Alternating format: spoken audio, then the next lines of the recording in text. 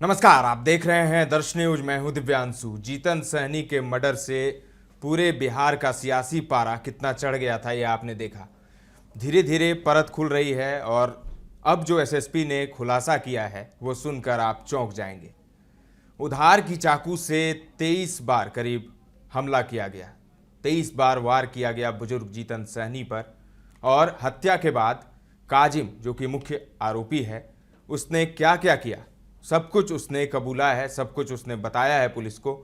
आपको पूरा बताएंगे इस स्टोरी का, इस चाकू की कहानी और संदूक की कहानी, और जो काजिम अंसारी है उसने हत्या करने के बाद क्या किया। जीतन सहनी मर्डर केस में दरभंगा पुलिस ने हत्या में इस्तेमाल चाकू को बरामद कर लिया है। दरभंगा के एसएसपी जगुनाथ रेड्डी ने कहा, कोर्ट ने 23 जुलाई को गिरफ्तार किए गए चारों आरोपियों को 2 दिन की रिमांड दी थी। एसआईटी द्वारा पूछताछ के दौरान आरोपियों ने अपराध में इस्तेमाल किए गए हथियार की बरामदगी के बारे में जानकारी दी थी।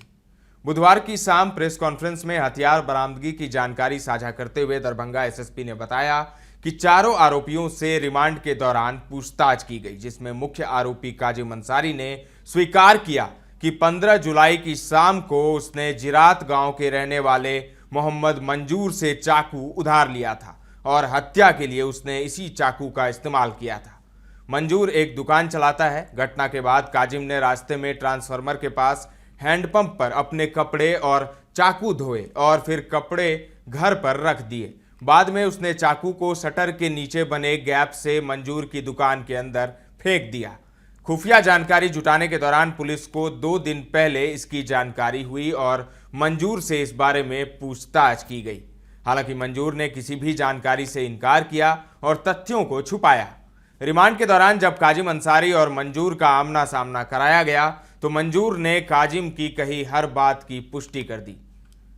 मंजूर ने आगे कबूल किया कि जब उसे सुबह पता चला कि काजिम ने हत्या कर दी है और चाकू उसकी दुकान में छोड़ दिया है तो वह डर गया और चाकू घर में छिपा दिया। उसने कबूलनामे के आधार पर चाकू उसके घर से बरामद किया गया।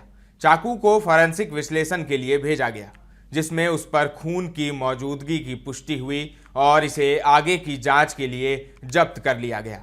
पुलिस ने अब तक 4 आरोपियों को गिरफ्तार किया है, जिसमें काजिम अंसारी, मोहम्मद सितारे, छोटे लहरी और फारूक को पकड़ा है। सभी घनश्यामपुर थाना अंतर्गत जिरात के ही निवासी हैं। 15-16 जुलाई की रात जिरात गांव में हुई हत्या का खुलासा काजिम अंसारी की गिरफ्तारी से शुरू हुआ। अंसारी ने घटना में अपनी संलिप्तता स्वीकार की थी और घटनाओं का विस्तृत विवरण दिया था। उसके कबूलनामे के बाद 3 और आरोपियों को गिरफ्तार किया गया। हालांकि हत्या में इस्तेमाल किए गए हथियार को बरामद करने में पुलिस को कड़ी मेहनत करनी पड़ी। अपराध के पीछे का मकसद वित्तीय संकट बताया जा रहा है। आरोपियों ने मृतक जीतन सहनी से ब्याज पर कर्ज लिया था और चुकाने में असमर्थ थे, जिसके कारण गिरवी रखी गई जमीन को मुक्त नहीं किया जा सका। काजिम अंसारी ने जीतन सहनी से 4 की मासिक ब्याज पर 3 किस्तों में 1.5 लाख रुपए उधार लिए थे।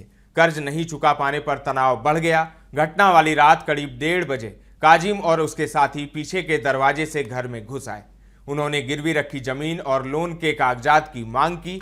बहस शुरू हो गई, जिसके दौरान काजिम ने गुस्से में आकर जीतन सहनी पर बार बार चाकू से वार किया, जबकि अन्य लोग जीतन को पकड़े रहे।